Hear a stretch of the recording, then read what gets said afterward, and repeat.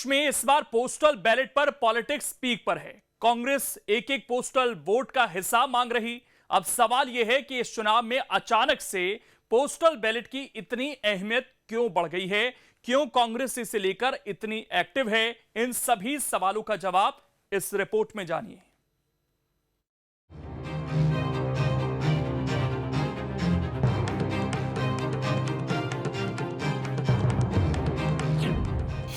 MP में postal ballot पर सियासी बवाल।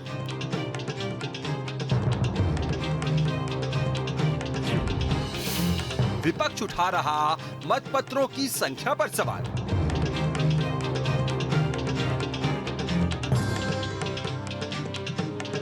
जी हां, मध्य प्रदेश में वोटिंग खत्म होने के बाद भी इससे जुड़े विवाद खत्म होने का नाम नहीं ले रहे। अब पोस्टल बैलेट यानी डाक मतपत्रों को लेकर विवाद शुरू हो गया है। जानकारी के मुताबिक 3,34,000 अफसर कर्मचारियों के डाक मतपत्रों को लेकर विवाद है। कर्मचारियों को डाक मतपत्र नहीं मिलने की शिकायतें सामने आई है। रीवा जिले के 700 कर्मचारियों की ड्यूटी सीधी जिले में लगाई गई थी। यहाँ 11 नवंबर को डाक मतपत्र जारी हुए, लेकिन कर्मचारियों को ये मतपत्र 18 नवंबर को मिले। उधर इससे पहले 17 नवंबर को मतदान पूर्ण होने के बाद डाक मतपत्रों को निरंक घोषित कर दिया गया। जबकि 20 नवंबर को खंडवा में 123 पुलिस कर्मियों से डाक मतपत्र से मतदान कराया गया। भिंड, मुरैना, बालाघाट, डिंडोरी, शहडोल में कर्मचारी डाक मतपत्र का उपयोग नहीं कर सके। जानकारी के मुताबिक 3,34,354 अधिकारी कर्मचारियों को डाक मतपत्र जारी किए गए थे। इनमें से 3,23,000 कर्मचारियों ने डाक मतपत्रों का प्रयोग किया, जबकि फिलहाल 11,354 डाक मतपत्रों का रिकॉर्ड नहीं मिल पा रहा है। 80 प्लस के 51,259 मतदाताओं ने भी पोस्टल बैलेट से ही वोट किया, जबकि 12,093 दिव्यांग मतदाताओं ने भी पोस्टल बैलेट से वोट किया। कांग्रेस ने निर्वाचन कार्यालय पर आंकड़े छिपाने के आरोप लगाए हैं। 11,354 डाक मतपत्रों का रिकॉर्ड नहीं मिल पा रहा है। इसी पर कांग्रेस सवाल उठा रही है, जबकि निर्वाचन आयोग का तर्क है कि ये जरूरी नहीं कि जितने भी लोगों को डाक मतपत्र जारी किए जाए वो सभी इसका इस्तेमाल करें। यही वजह है कि कुछ पोस्टल बैलेट के आंकड़ों में फर्क नजर आ रहा है। विधानसभा चुनाव 2023 में जितने भी शासकीय कर्मचारी चुनाव ड्यूटी पर तैनात किए गए थे, हमारा कहना है उन्हें बहुत से हजारों की संख्या में ऐसे कर्मचारियों को ड्यूटी पर के वोट ही नहीं डाले गए, ना उनसे बैलेट पेपर दिए गए, ना उन्हें ईवीएम के से वोट डालने का मौका दिया गया।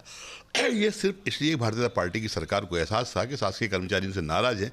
उन्होंने एक षड्यंत्र किया कि लोगों को इस तरह से वंचित करोगे, वोट ही नहीं डाल पाए तो ये वोट वहीं नहीं रहेगा। इसमें कहीं ना कहीं चुनाव आयोग की भूमिका बहुत ज़्यादा सराहनीय नहीं रही है, क्योंकि जिन लोगों को बैलेट पेपर डालना था 3 ट्रेनिंग के बाद 2 ट्रेनिंग करी, तीसरी ट्रेनिंग बुलाए नहीं तो वो बाहर हो गए।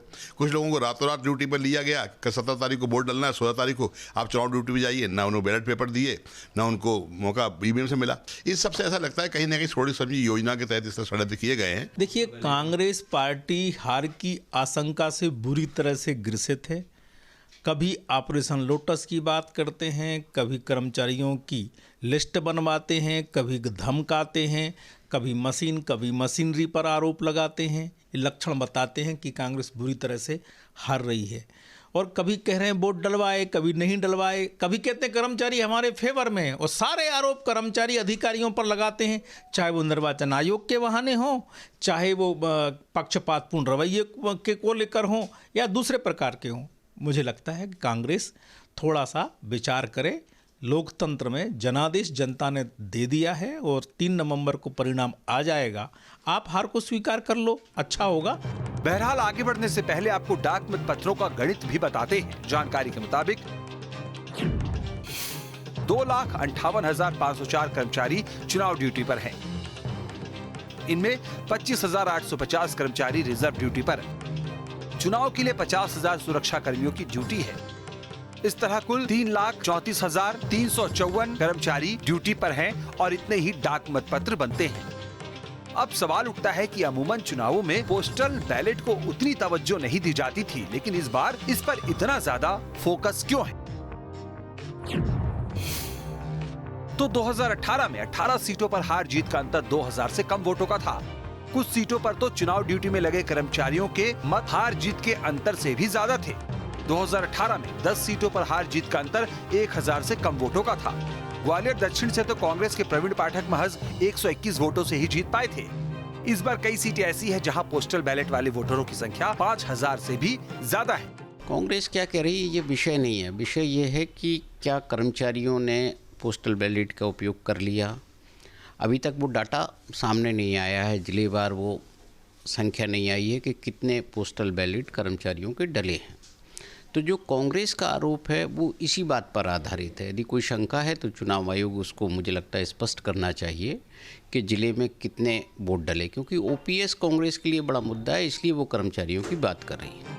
विपक्षी कांग्रेस इस बार पोस्टल बैलेट को लेकर ज्यादा संजीदा दिख रही है। जानकारी से कांग्रेस के ओल्ड पेंशन स्कीम के वादे से भी जोड़कर देख रहे हैं। दरअसल कांग्रेस ने इस बार सरकार बनने पर पुरानी पेंशन योजना लागू करने का वादा किया है और पुरानी पेंशन का वादा मध्य प्रदेश के लाखों कर्मचारियों के भविष्य से सीधे तौर पर जुड़ा है। यही वजह है कि इस बार कांग्रेस को पोस्टल बैलेट के अपने फेवर में जाने की सबसे ज्यादा उम्मीदें हैं। मध्य प्रदेश में 3 दिसंबर को मतगणना होनी है। उससे पहले प्रदेश के अंदर डाक मत पत्रों को लेकर सियासत जारी है। कांग्रेस का आरोप है कि बीजेपी के इशारे पर निर्वाचन आयोग ने कई कर्मचारियों को अपने डाक मत पत्र के जरिए मताधिकार का प्रयोग नहीं करने दिया है, जिसका आरोप लगाकर कांग्रेस बीजेपी और निर्वाचन आयोग पर हमलावर है। हालांकि कयास ये भी है कि कांग्रेस ये आरोप लगा रही है कि आने वाले मतगणना के दिन डाक मत पत्रों में बीजेपी निर्वाचन आयोग के साथ मिलकर हेरफेर कर सकती है।